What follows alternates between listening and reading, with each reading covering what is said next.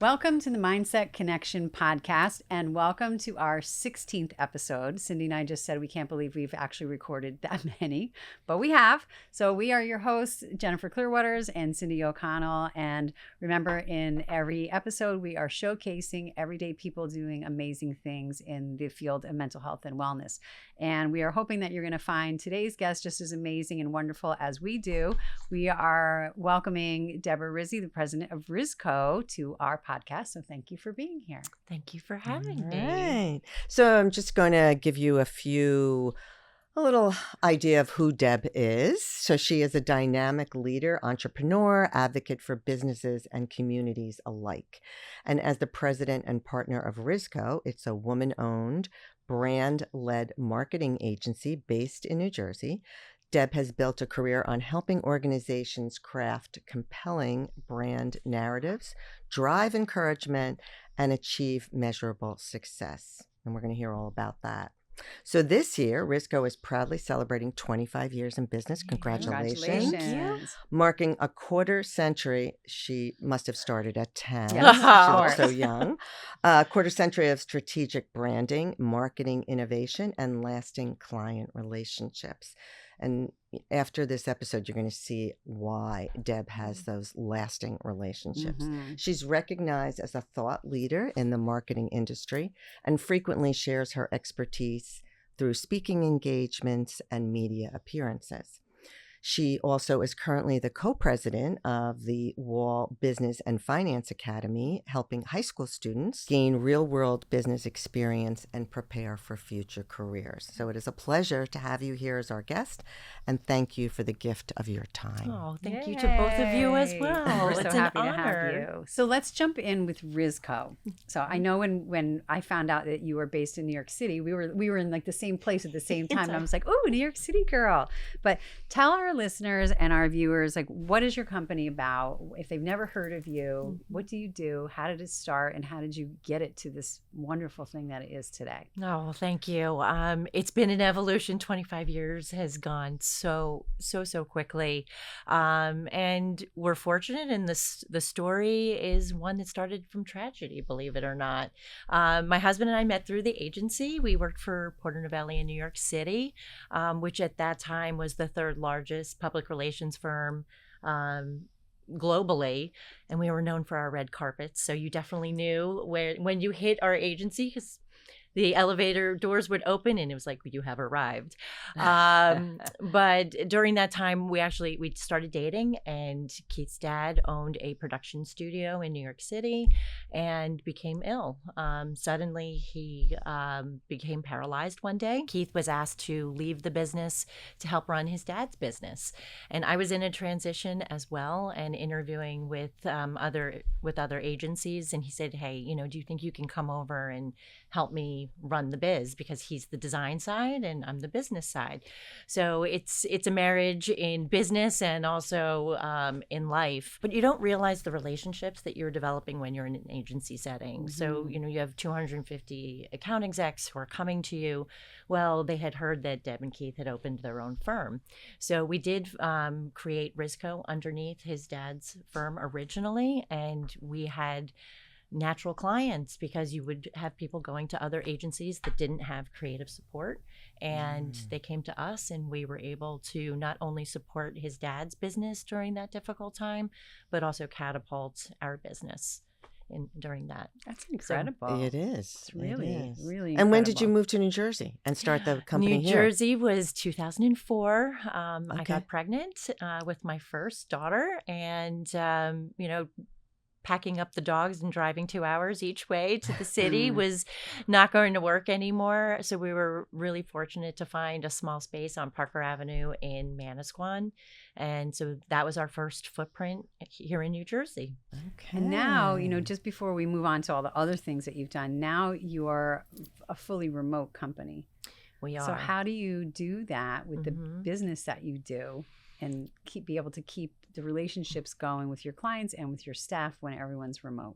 It's a great question. Number one, the company has evolved a lot over time. So as a brand-led marketing agency, there are multiple facets. When you start out as brand web and then you're now adding on this full service marketing side, it takes a lot of different talents. So we're fortunate to have a team of 10. And with COVID, that was that pivotal point where we had built out a new studio in Spring Lake. Our lease was up. Keith was the only one going to the office, and we employ mostly females. And during that time, I had no idea, that she wanted children or was going to have children. But I got that call, hey, Deb, I need to have a discussion with you. And it's, video. She stood up and she was very pregnant. Oh, surprise. Surprise. You make it work. And I have found that by giving my staff permission and giving myself permission to work remotely, being able to be there for your family, raise your family, do the work. If somebody gets sick or you have an emergency, go take care of that and prioritize that. And they do come back and they make up that time at night. So I have found that while we're starving to be together a little bit more, and we've pivoted on that a little bit more, we are producing the best work that we have ever had and attracting different talent because they don't need to come to an office setting. So we're now from the Driscoll Bridge all the way down to Southern Jersey. And we, we'll get into it later how we know you and your staff, but we can see firsthand, Cindy and I both, that there is such an incredible relationship. Every time we meet your team, we always go, wow, like these people really like each other and they talk and they're so interactive and they're so excited to see one another. And how did you create that kind of culture in a workplace? Because Cindy and I both were saying to you before we started filming, we've both been in places where that is not the case, and we can really see there's genuine love for the work that they do, and there's genuine love and respect for each other. So I'm going to skip around here with our questions. So I'm going to just start to talk about that. So what Jen is referring to is that Susan Talone, Jen and I have a partnership of Women of Wellness, and you were looking for another kind of a wellness program, and your program is actually called MOVE, M-O-V-E is capitalized, MINT, Mindfulness, Opportunity, Vibrancy, Encouragement, and that was your plan for the 24-25 year. Yep. So we actually had the great opportunity of offering you 4 workshops, which I mean, we did it at Jen's office, which is a beautiful space in Wall Township, and it just was so well received. Yeah. And that is our question. How do you keep that kind of camaraderie with the staff and the connection when you're all remote? So it's multiple layers. Number one, it's not just me. It's the people that you hire and the energy that they bring. So that vetting process is like-minded people, old souls, people who treat your business just like it's your own old souls. And that's not it's across all generations. Like it is. You can feel it. It's people who care about the business as much as you do. Also, as far as a cultural standpoint, we do give back to our employees as much as they give back to us. So a lot of time off. We get summer Fridays. We have Group A and Group B, and every other Friday you're off. That paid week off between Christmas and New Year's. So you start with those perks and also allowing everybody to have a voice within the company. So actually, Alicia Shepard, who is one of our directors, we were talking about mindfulness a lot. And so we did for ourselves what we do for our clients. We surveyed our staff and we asked them about how do they feel about their own mental wellness and their health. And, it was interesting. The numbers came back, and we're about to repeat this again. It was 3.5 out of 5 stars as far as their overall wellness. And then when you started digging into the percentages of how they take care of themselves, that was more so in the 62 to 65%. But then when you ask them a question about how Rizco cares about them as an individual, that was at 73%. So we felt empowered to ask more questions about what would make your work-life balance better? Yeah. What can we do? Is it, even buying, adjustable desks for you? Is it giving you permission, again, we're going to say permission a lot, to take a break in between? So that came from her, and then the results came from our staff. And then you're here because of that. We needed those times together to learn and to grow. And we've had 3 of them already, and every single quarter we're looking for that next one of what else are we going to learn so that we can implement. Really and I have to say that, so we met with Alicia over Zoom. She vetted us. I mean, it was, she wanted to see, are these people that I want to bring in to work with my colleagues? I mean, that was the feeling I got. I mean, and exactly. Yeah. I definitely felt, but immediately we formed a connection, and I think that's what it's all about. And you keep using the word permission, and I have to say that when you work for people that actually care about your family and say to you, family first, because I know how important your family is to you, and that's when I became a leader in Asbury Park. That was my thing. Your family comes first. You have to leave. I know they're going to come back and finish whatever they have to get done, and probably give you even more that because they're respecting you. Respect. Yes, and I feel like we were talking about this before we started about listening, and I get the sense that you and Keith listen to the people that work for you. There is no question. Yeah. You listen to each other, you and Keith, and then you listen to everybody else, and you just give them the time. And I think that people, if they're watching you, they can see that is your demeanor, that you are eager to expand and grow, which is also what we were talking about. Because you can definitely feel it when your staff comes in, the energy is just... we love each other. You do. Yes. You cannot be creative and do great work unless... Yeah. Unless you love each other. That's right. Yeah, that's right. And it's okay to disagree with each other, but there's a mutual respect, and that was so evident. Especially in the first workshop was after it was over. I think there were people there that was like an hour after that were still talking. You didn't realize you were hosting a happy hour. Yeah, we were saying, wow, these people really like each other. Yeah. It's incredible. I think we should have brought lunch instead of just breakfast. Yep. All right. So moving on, but we're going to keep circling back to that because that's really the core. It is. When people look to, and you even asked me the question, how can I be a more mindful leader? And I was like, oh, that is such a great question. And it's so important to ask good questions. And on that note, we were saying before we started filming that Deb is our first podcast guest who actually sent a list of questions for us to ask us questions. You are incredible at what you do, and you give so many words of wisdom that are actionable. And so even in our short relationship, I've seen how engaging with both of you has changed the mindset of my staff. So, and we see this. If your mind and your body are healthy, you're going to produce your best work. And so we've seen that uptick, and the discussion, even just, food, mood, that was our last session. And I was on video chat with one of my designers yesterday, and she was talking about how she is reevaluating her whole pantry, and they talked about dyes and how some of our food is unregulated. So it's a completely different conversation versus your day to day.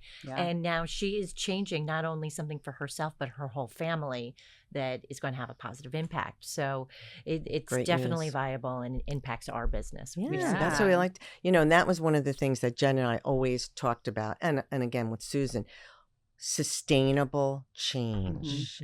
If I say to you to do something that's like out of, no way can you complete this, or no way can you fit that in your day. That doesn't make any sense. So sustainable change. So anyway, so you have been a sought after speaker, and you've won several awards, and congratulations. This is a huge one. The 2024 NJ Biz Empowering Women Award. So I really want to hear about that. And I think that some of that is reflective in what we just talked about, but what separates your company and your leadership style from other marketing firms? Thank you. The NJ Biz Empowering Award was the most special because it wasn't about me. It was about the entire staff. And that application was not, Debra Rizzi, what have you done? It was you as a company and how are the females, our collective females, making a difference. So that one was really near and dear to my heart because it wasn't about me. It was about everybody that moves Rizco forward.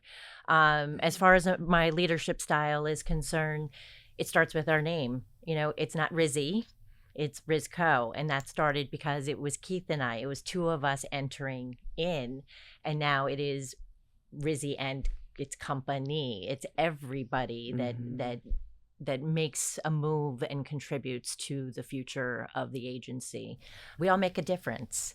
And so when we onboard our staff, we say that from the get-go. Come with an open mind, be eager, want to learn, because that's what our clients expect of us. We're supposed to be learning their businesses and how we can transform their businesses, but they come with a voice and an eye. And even my newest employees, one of which has been with us for 3 months, it's her 90-day review, and she can't believe how much she has learned. But even then, in those 90 days, she has brought recommendations up to the leadership team. So that's impressive. It's from day one of, okay, you're a part of this ship. Yeah, absolutely. And feeling comfortable enough to go to someone who's been in this business for 25 years and feel comfortable to say, I have an idea. Yeah.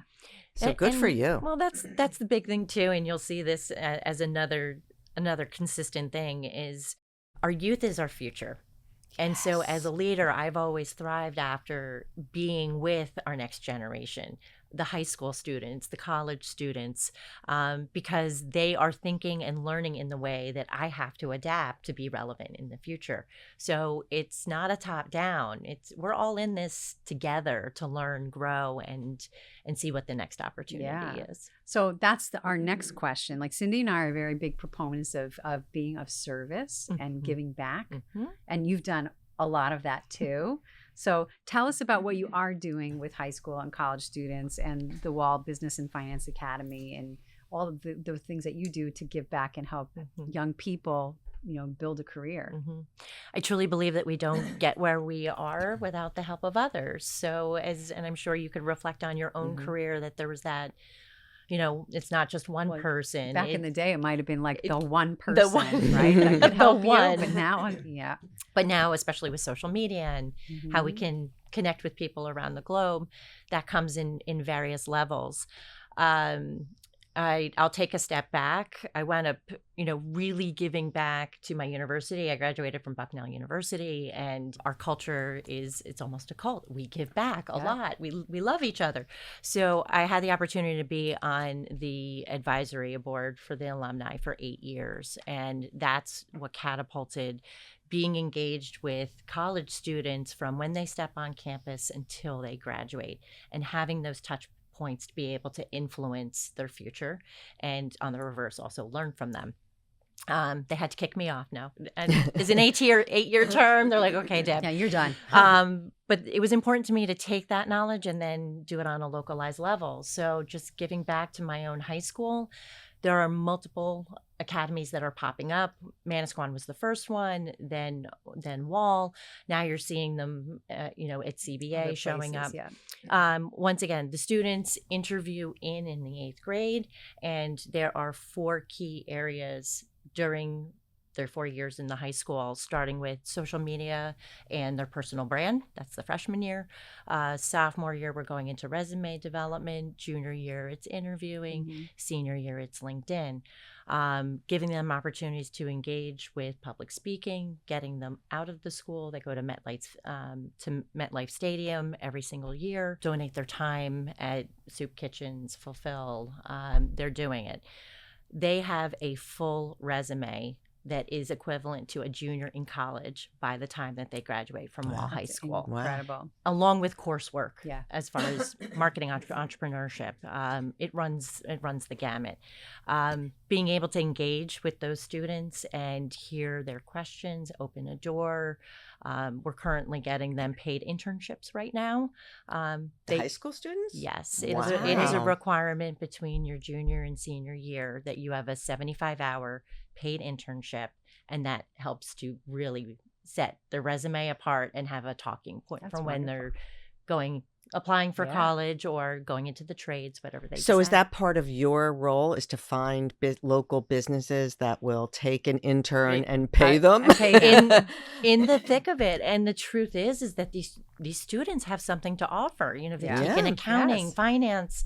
They've been trained already. Well, the social media, they probably know more than the staff. Yes, and they also know etiquette as far as what to do, not to do. So they are coming with a skill set, and And they have value. and they have value. And right now, with the economy the way it is, our nonprofits need us the most.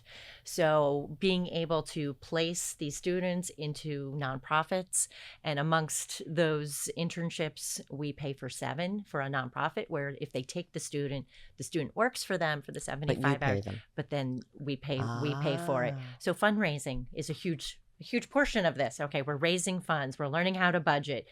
And now we're getting our students into our community to make So a do you difference. meet with the students? We do. Oh, you do? I How was often gonna do say, you meet how with the often? students? Same So question, yeah. we have 5 board meetings, and typically the students are coming in and sitting in on those academy nights, the 4 main nights where we are going one-on-one, interviewing them, looking at their resumes.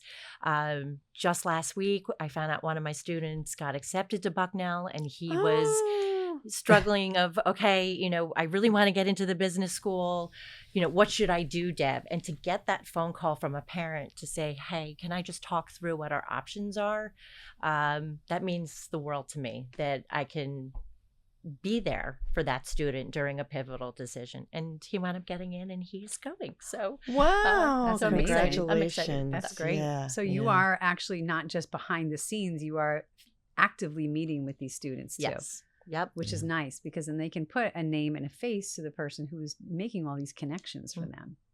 It's really good. It is. And I Really and I know good. personally that my neighbor reached out to you, and Yes. who's a college student. Uh-huh. In your own way, you just opened up the door and said, let's have a meeting, and let me just see where you're at, and you just gave him some great guidance. Absolutely, Yeah. because you would So, do the same thing for I would. them, Yep. and Yes. it's about relationships. It's about Yes. access. Somebody did And- it for us. And so- here's the thing. That young man is going to remember that. So when he's successful, he's going to say, oh, somebody Someone reaches helped out to me. me. Yeah. Somebody Yes. helped me. I'm going to help them. Mhm. So And it's also Paying it forward. it's a tribute to you, because they're feeling comfortable enough to, it's intimidating. We work with a lot of young people Yes. that it's intimidating to say, I'm going to send an email to the head of a company. Mhm. Or I'm going to, have a meeting with someone who's this successful person who's been in business for 25 years. We put our pants on the same way, ladies.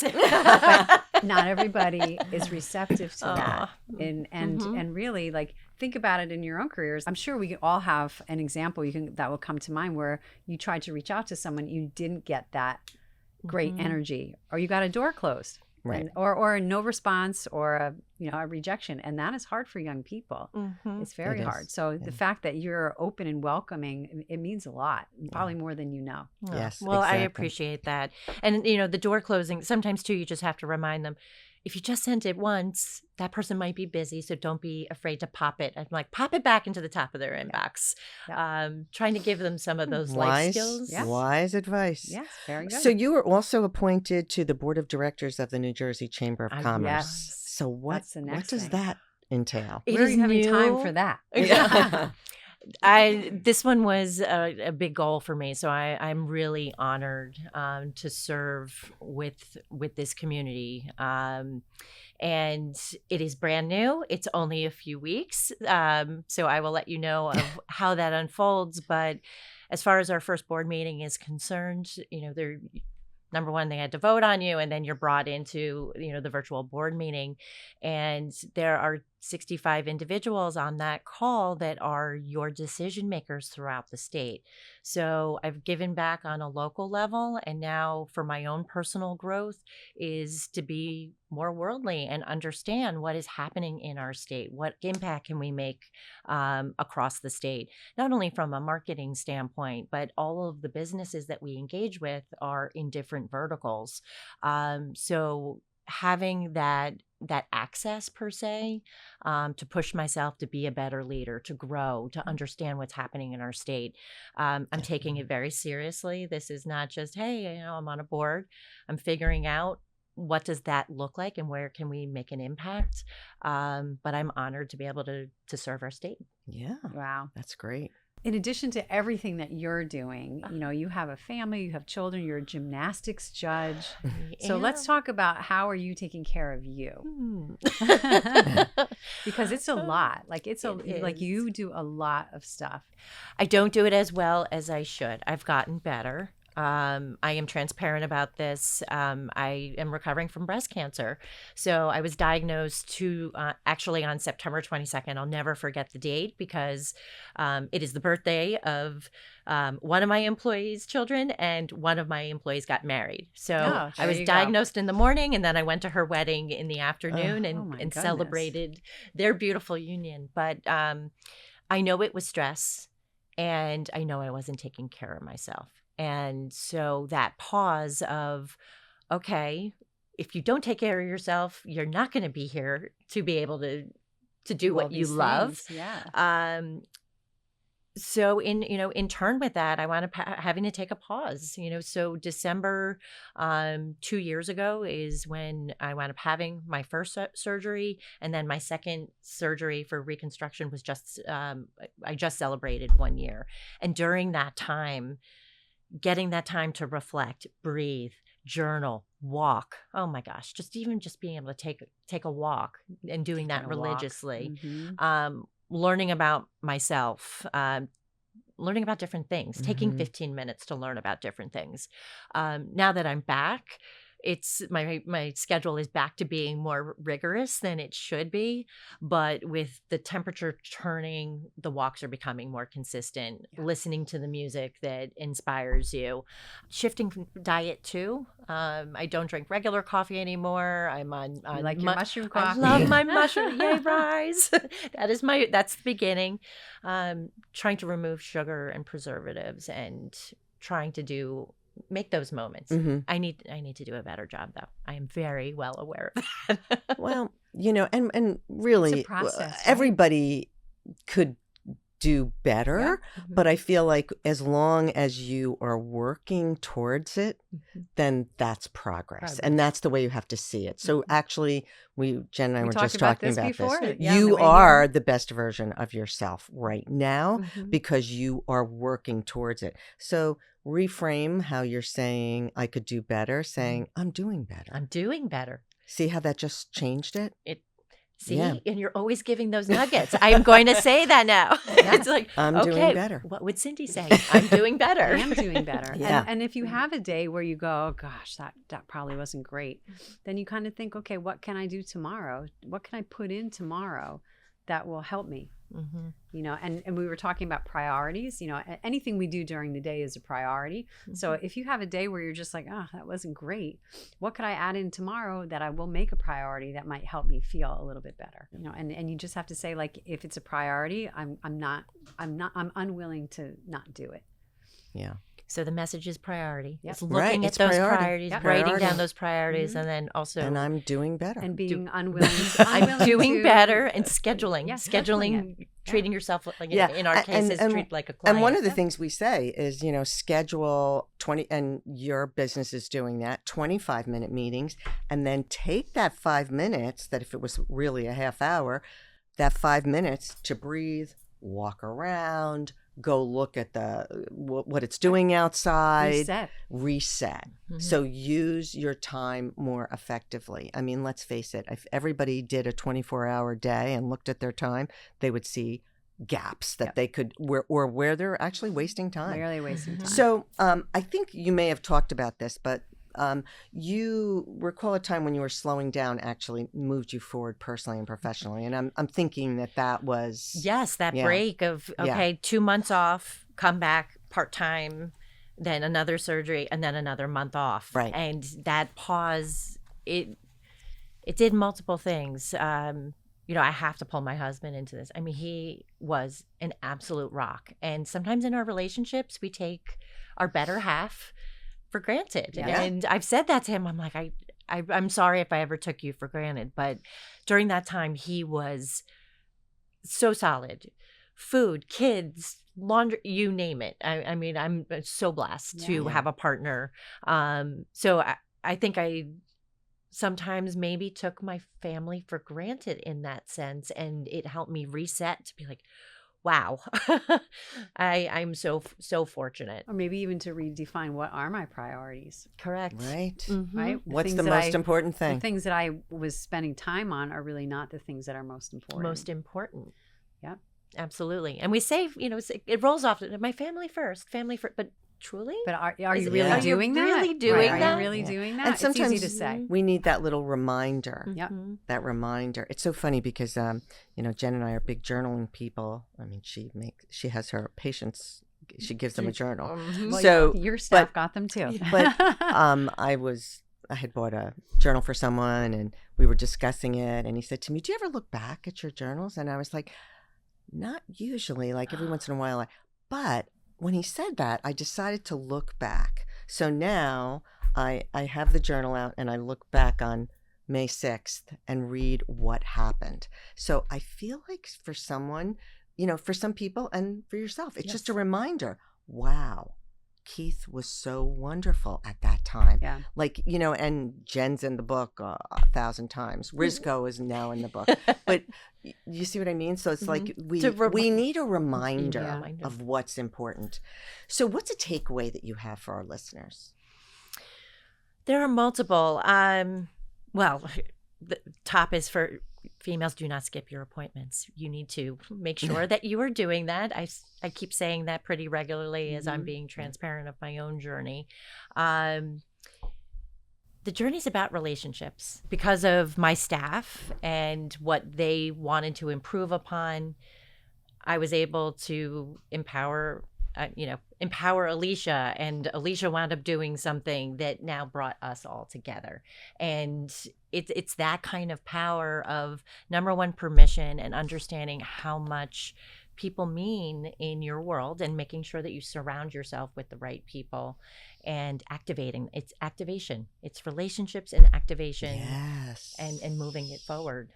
Yeah. And you never know, because, keeping room open for new things to come in, because some of the greatest things that you may come are with people you haven't even met yet. Right. So you never know. You never know. Karma is very strong. Mm-hmm. There are no coincidences. Yes. True. So what's something that you had to unlearn as a business owner and to become a more centered leader? Being a type A, coming from an agency background, starting your own company, it's go, do. And I think it's two, it probably could go to three things. Number one is your own inner confidence that it's okay to not know everything. Yep. That you surround yourself with others that know more than you, and allowing them to let you. That's great. Let you rise. You can't know everything. You can't. It's just not possible. Number two is then having that trust of allowing other people to build your brand for you. And so that was when the first step was bringing in Michelle Mazur, who is my incredible VP of Ops. That was 13 years ago.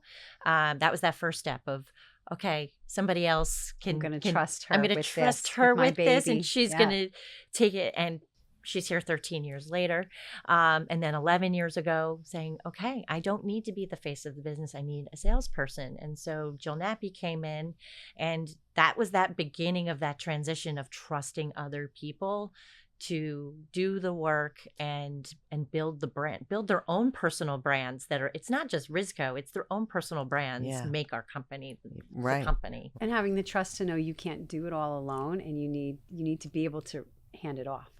hand it off. Yeah. It can't grow unless Mm-hmm. unless you hand it off. So what do you think is going to be next for Rizco? Like what's coming in the next 25 years? Next 25 years. We're still going to be true to our brand. It's brand-led marketing designed to matter, and everything that we do is intentional, whether it's, brand web, a marketing campaign, that's foundational, but it is always going to be about us going into a business and wanting to solve a problem so they can make more money, to make them successful, allow them to fulfill a dream. But the bigger part of that is always giving back. It's always giving back. We have an event coming up with Fulfill. We work their gardens, food, sustainability, those things are on the table. So where is that event? Where is that? We're going to be going to Fulfill. So we did this last year, where they work the gardens and they're growing food, to support. In Neptune? Is it in Neptune? Yes. No? Yeah, it is in Neptune. Okay. Neptune. Oh, that's great. Yep. And the realization is that we do have food deserts here in our own state.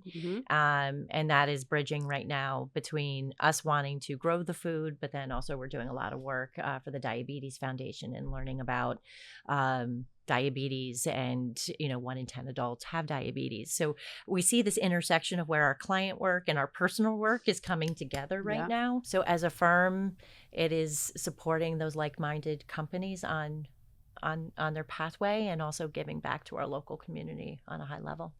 Yeah, it's very wonderful. Fulfilling work. Yeah, I mean, really. Before Cindy will move into some additional questions. But how can people get in touch with you and with Rizco if they had a question or they want to contact you? Like, what's the best way they can do that? That is easy. Number one, we have a website, of course. How could we not? It's rizco.com, which is R-I-Z as in zebra, C as in cat, O.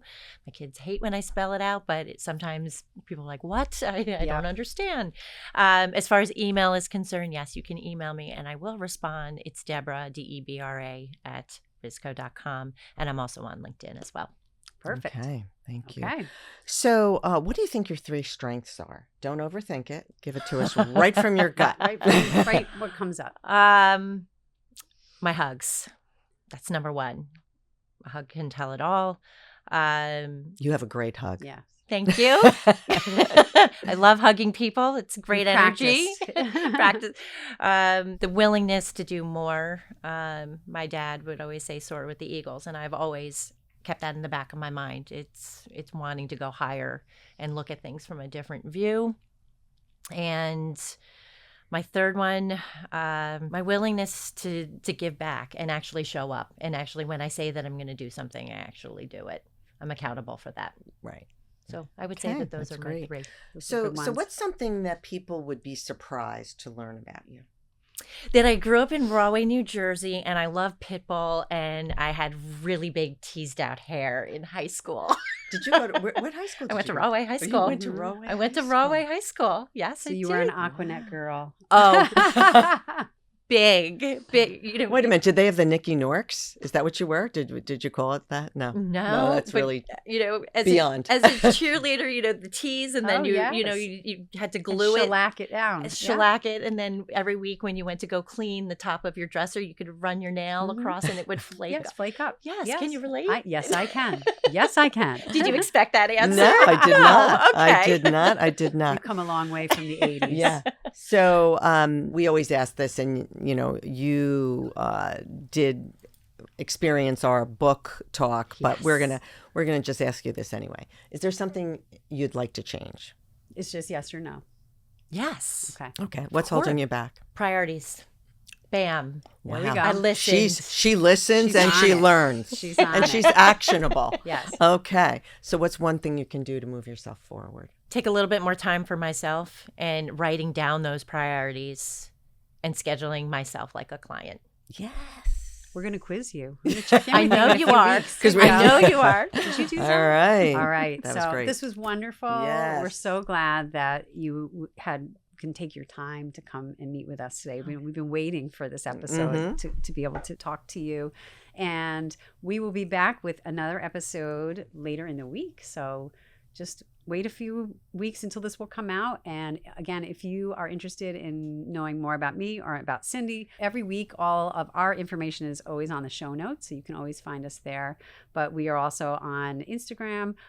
We are on TikTok. If you didn't know, we are on TikTok. And our podcast is on Apple, Spotify, and also on YouTube.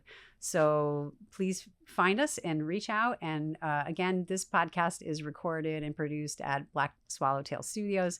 They do a fabulous job here. So if you really like what you see, please give them a look on their website as well. And we will see you again soon. Thank you. And remember to pause, breathe, and then respond and do hard things. Yes, do hard things. Because I know Deb is going to do something hard. Yes. Thank you. Thank you. Thank you so much.